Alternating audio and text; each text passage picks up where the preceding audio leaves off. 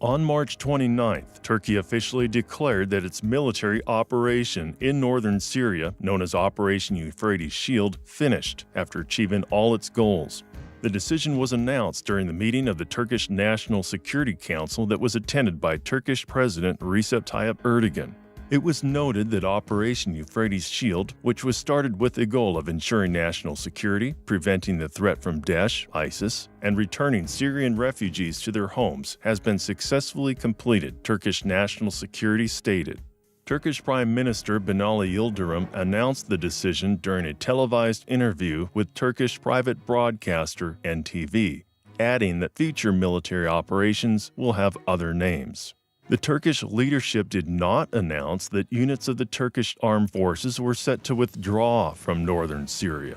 In this light, we can recall Moscow's public announcements to reduce forces in Syria, which didn't lead to a significant decrease of the Russian military involvement in the conflict.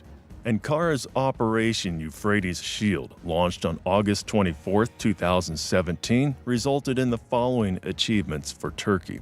Ankara seized control over the Azaz-Jarablus-Albab Triangle in northern Syria.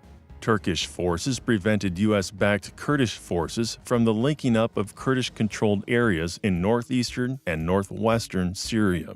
The Erdogan regime increased its influence in Syria and took back its role as an important player in the conflict, a role which had decreased after the start of the Russian military operation in the country.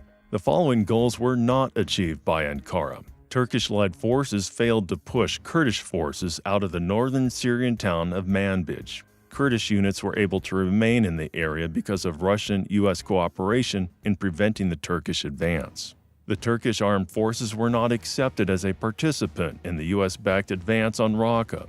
At the same time, the Turkish military operation in Syria was likely unofficially coordinated with the Syrian-Iranian-Russian alliance. This, at least partly, helped Damascus, Tehran, and Moscow to achieve success in Aleppo city and to crush ISIS terrorists in the province of Aleppo. The liberation of the Deir Harfor plains by government forces is a result of this effort. Now, Ankara will continue to work to increase its military, political, and economic influence in the Turkish-controlled areas of northern Syria. The Erdogan regime will likely use this area as a foothold for its own diplomatic efforts and for bargaining in the case of discussions regarding the political structure of post-war Syria. Meanwhile, some militant groups that had been involved in Operation Euphrates Shield could be redeployed to the province of Idlib to take part in the ongoing Hayat Tahrir al-Sham-led advance in northern Hama. Units of Ahrar al-Sham, a major militant group involved in Turkey-led military efforts in northern Syria, are already participating in the battle in northern Hama.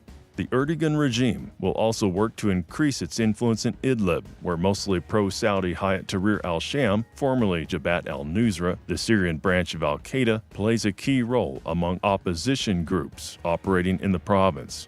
Ankara will try to use the Idlib option to further influence the situation in Syria via non-diplomatic means, supplying arms, munitions, and providing other support to radical groups operating there. The goal of these measures is to weaken the Syrian-Russian-Iranian axis and to strengthen Ankara's own position in the region.